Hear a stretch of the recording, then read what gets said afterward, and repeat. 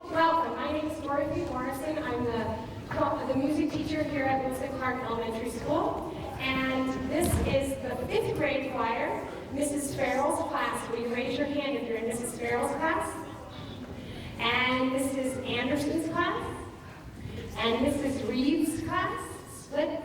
And we also are featuring today the Peace Choir. So if you're in the Peace Choir, would you raise your hand? Thank you. So the Peace Choir is a mix of ages from kindergarten all the way through 5th grade, and they have been meeting 8 o'clock on Thursday mornings for about 25 minutes of singing before school begins.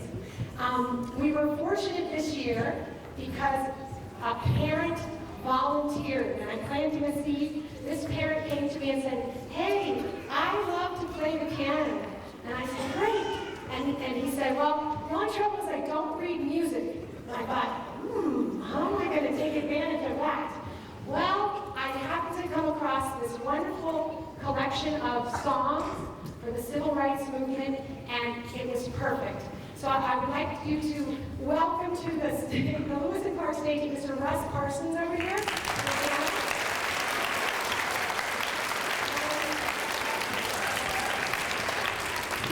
He too has been getting up at 8 o'clock in the morning on Thursdays to come in and play.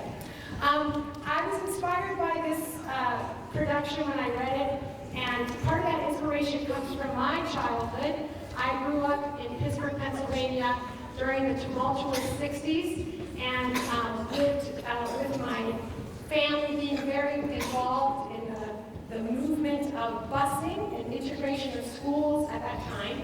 And my first teachers about racial equality were my parents, and they are here today. Mr. Florence Morrison and Reverend Elliot Morrison, would you raise your hand?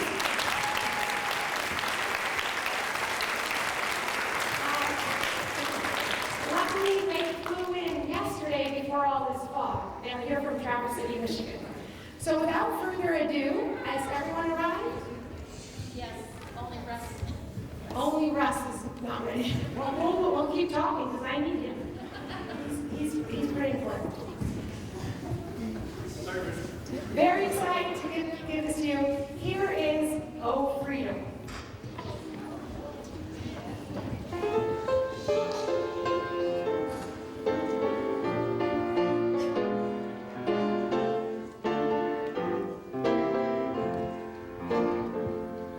Oh, freedom.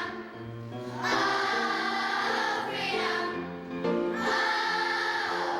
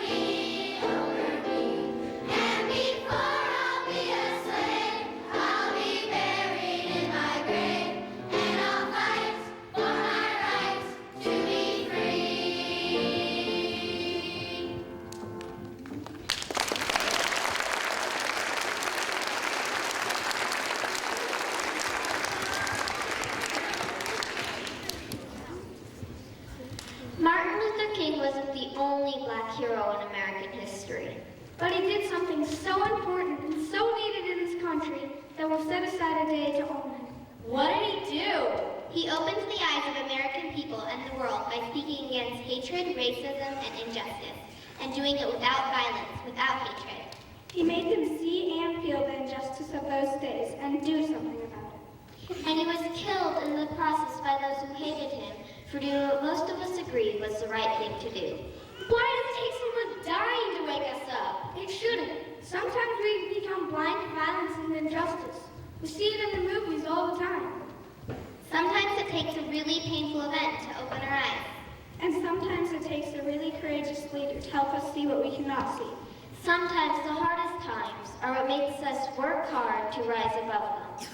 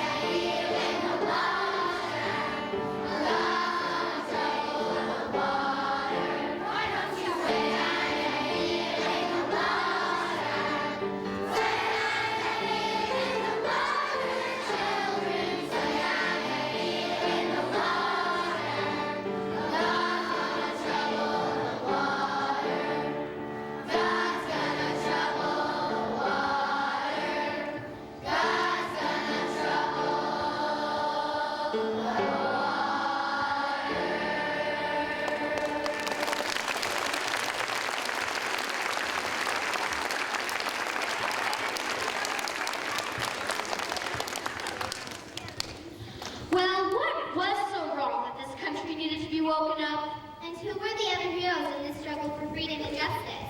I can tell you about Harriet Tubman. Over 150 years ago, she was a slave who escaped to freedom. But she realized she would never be completely free or really happy until all slaves were free. So she risked her life many times, going back to slave plantations and leading the way to freedom on the Underground Railroad. The Underground Railroad? You mean a train? The Underground Railroad wasn't a train. It was people, white people and black people, who helped escaping slaves to the northern states in Canada, where black people could live in freedom. People who secretly hid the escaping slaves in their homes gave signals to indicate when it was safe or not, and sang spirituals which contained hidden messages for slaves trying to find their way to freedom.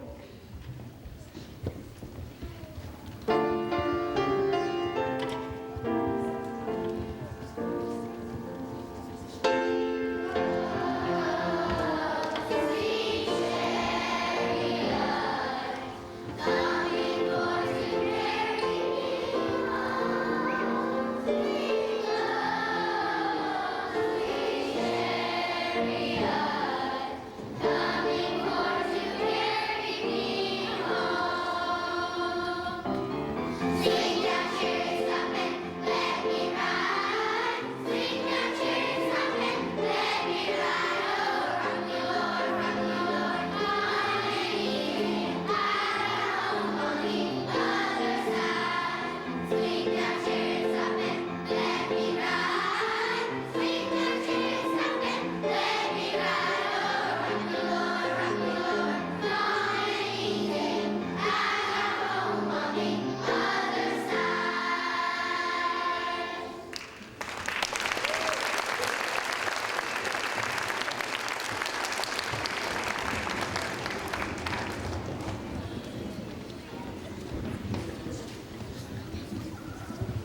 In those days, some people in the United States had been buying people from West Africa for over 200 years.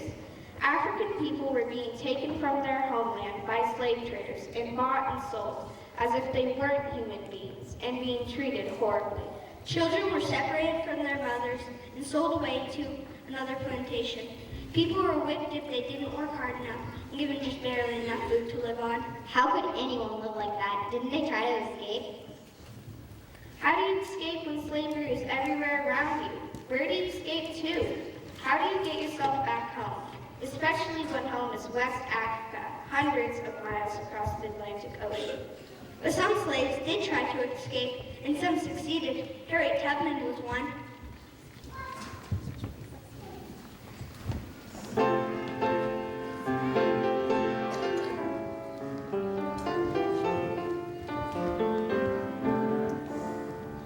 One night I dreamed I was in slavery, that 850 was the time. Sorrow was the only sign, and nothing about to ease my mind. Out of the night, a little lady leading a distant pilgrim band.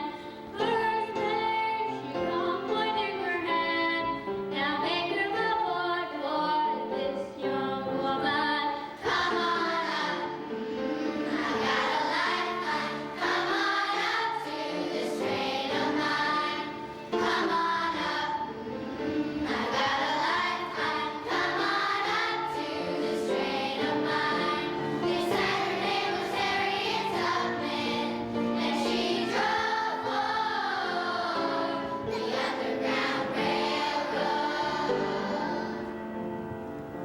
Hundreds of miles we traveled onward, gathering slaves from town to town, seeking all the lost and found, and setting us free that once were bound. Somehow my heart was growing weaker, held by the wayside singing sand. Firmly did this lady stand, she lifted me up and took my hand. Come on up, I got a lifeline. Come on up to this train of mine. Come on up, I got a lifeline. Come on up to this train of mine. They said her name was Harriet Tubman, and she drove for the Underground Railroad.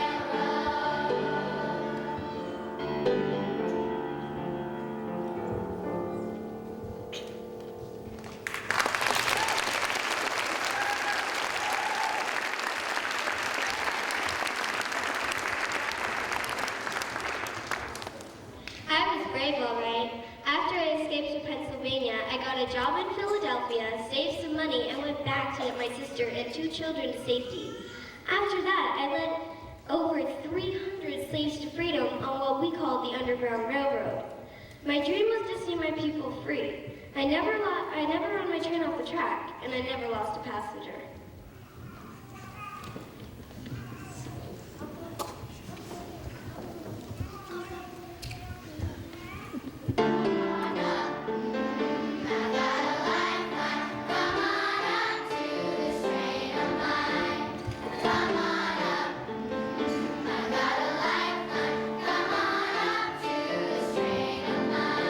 They said her name was Harriet Tubman, and she drove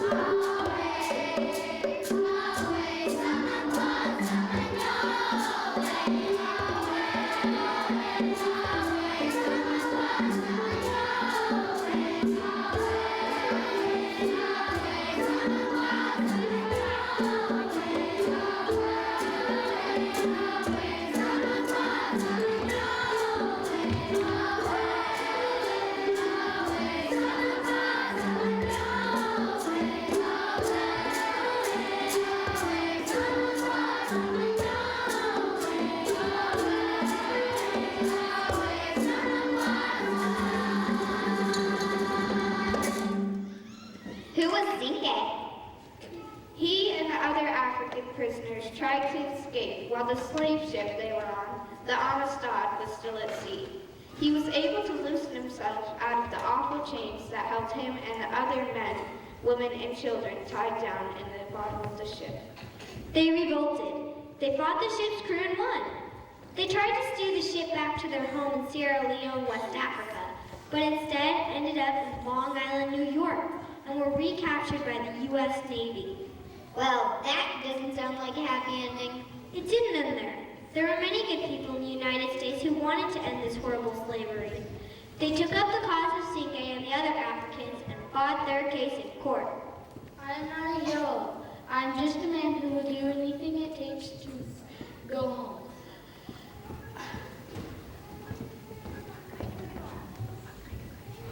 What kind of country is this that freedom and justice are not full? I pray to my ancestors for, because, you see, I am the sole reason they have existed. They had to win 3 trials before Sinke and the other Africans were freed. The last trial was in the Supreme Court, the highest court in the nation. And the lawyer who defended them was none other than the former President of the United States of America, John Quincy Adams, who was by then very old and no longer the president. But the judges made a final decision to free Sinke and his people and help them return to their homes in Africa.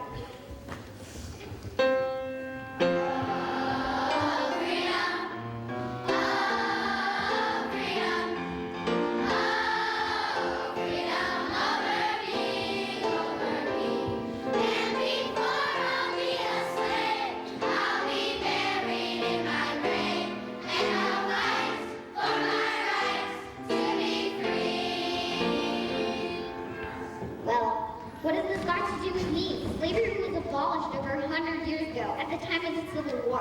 Why are we talking about this old stuff now? Because the end of slavery did not mean the end of injustice, and the way some white people treated African Americans. Many people continue to misunderstand and fear and hate us. New laws were made to keep black and white people separated. Black people always got the lowest paying jobs, couldn't live in white neighborhoods, or allowed to go to schools with white children. Your parents may even remember those days. It wasn't easy to be black, especially for children.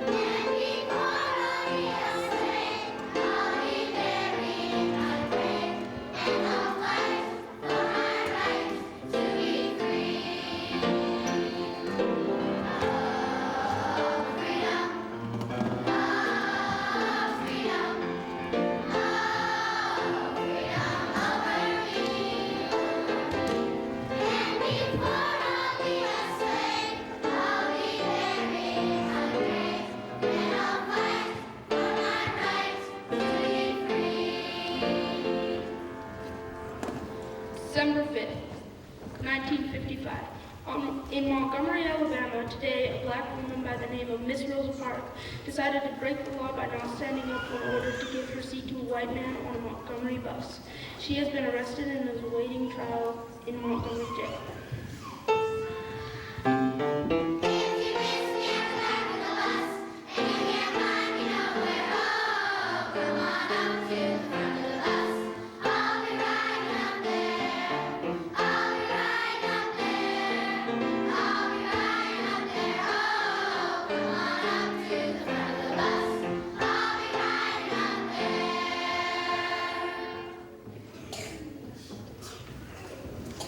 One evening in early December, I was sitting in the front seat of the colored section of a bus in Montgomery, Alabama. The white people were sitting in the white section. More and more white people got on and filled up the whole white section. When that happened, we black people were supposed to give up our seats to the whites, but I didn't move. The white driver said, "Give me those front seats." I didn't get up. I was tired of giving in to white people. I said, "Get up now. I'm going to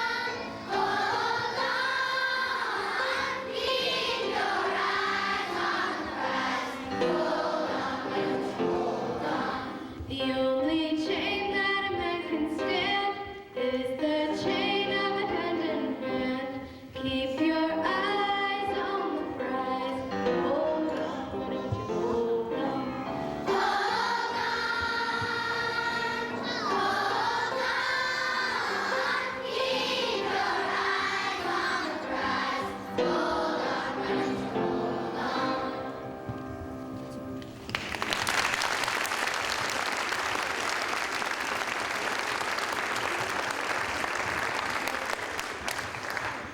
half my life, there were laws and customs in the South that kept African Americans segregated and let white people treat black people without any respect.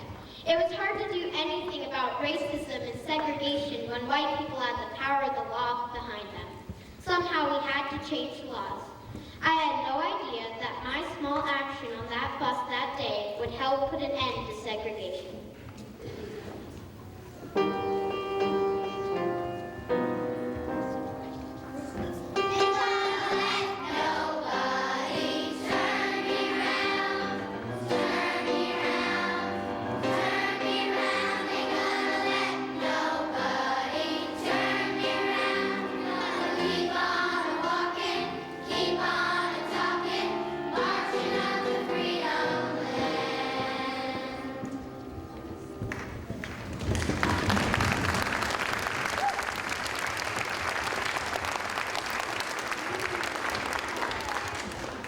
November 13th, 1956.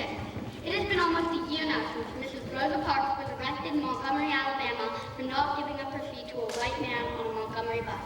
Since then, the blacks have refused to ride the buses in an attempt to bring a change about in our city.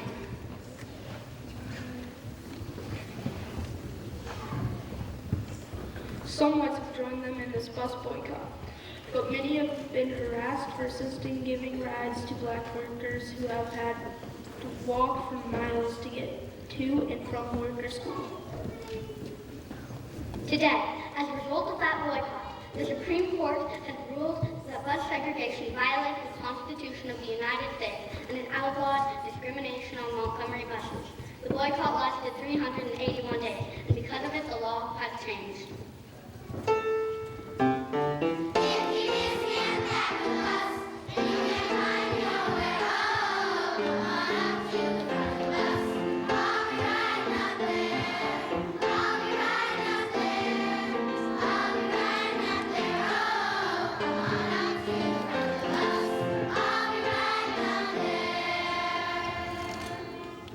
The Montgomery bus boycott was the first successful endeavor of the civil rights movement. Many black and white people demonstrated their determination to change the laws so there would be equal opportunity for all people, no matter their color, religion, country of birth. That's when Dr. Martin Luther King Jr. came forward to speak and lead the civil rights movement.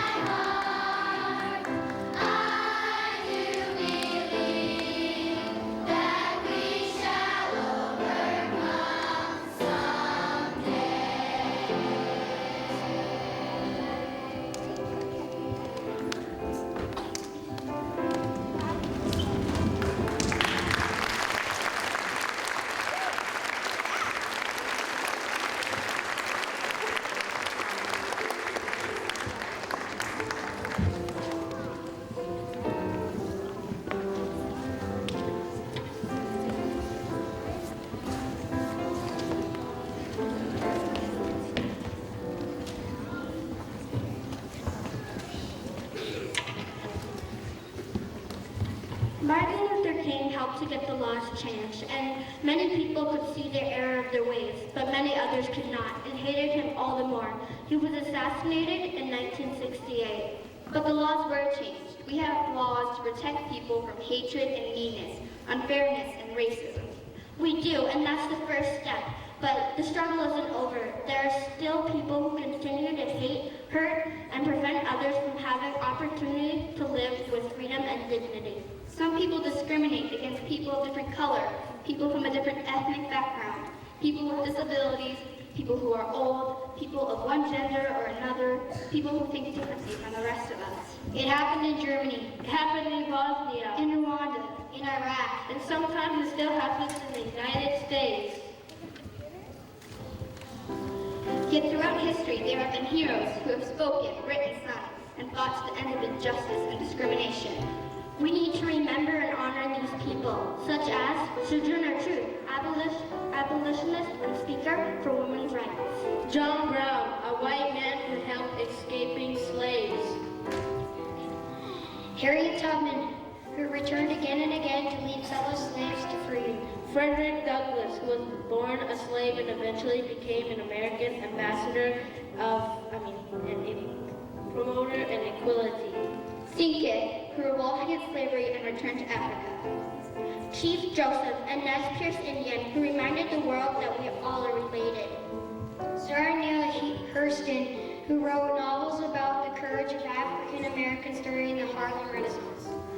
Booker T. Washington, who rose from slavery and illiteracy to become the foremost educator and leader of the Black Americans at the turn of the century. George Washington Carver, who revolutionized the economy of the South by inventing over 300 uses of the peanut, including such products as axle grease, instant coffee, shaving cream, and mayonnaise. Marcus Garvey, who is the voice of Black pride, and he urged people to remember that Black is beautiful. Kootenai Cullen and Langston Hughes, who wrote poems and plays about African Americans and the difficulties they face, but also their strengths and courage. Mahatma Gandhi, who brought independence to the country of India by exemplifying nonviolent civil disobedience. Eleanor Roosevelt, wife of President Franklin D. Roosevelt and crusader of human rights in the world. Mary McLeod Bethune, a teacher and crusader for the education of African American children and all children.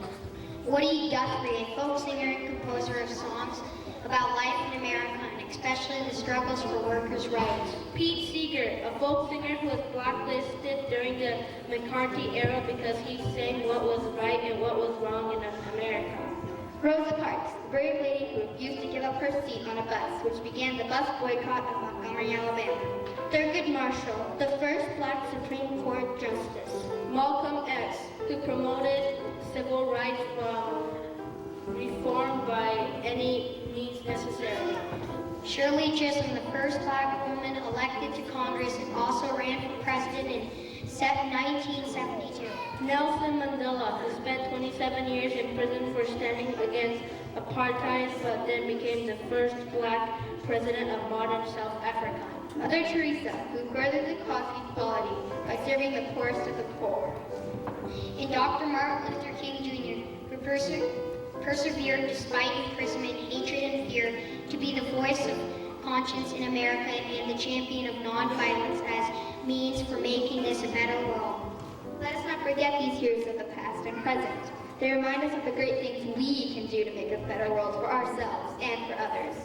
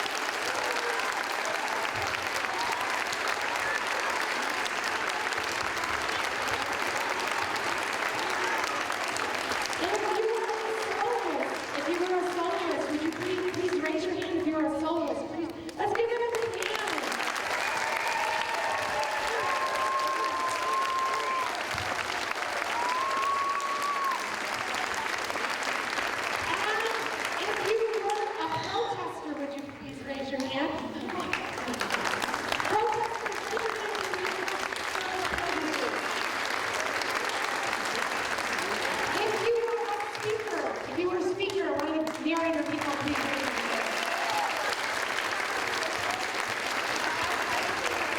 If you were Harriet Tubman, Rosa Parks, Martin Luther King, or any of those other individual people, please raise your hands.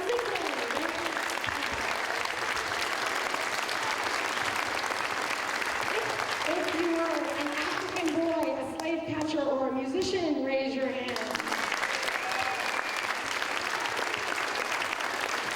If you were in the peace choir and came all those Thursday mornings, raise your hand.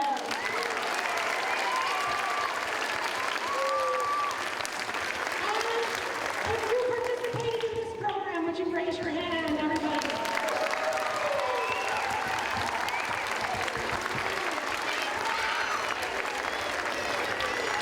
All right.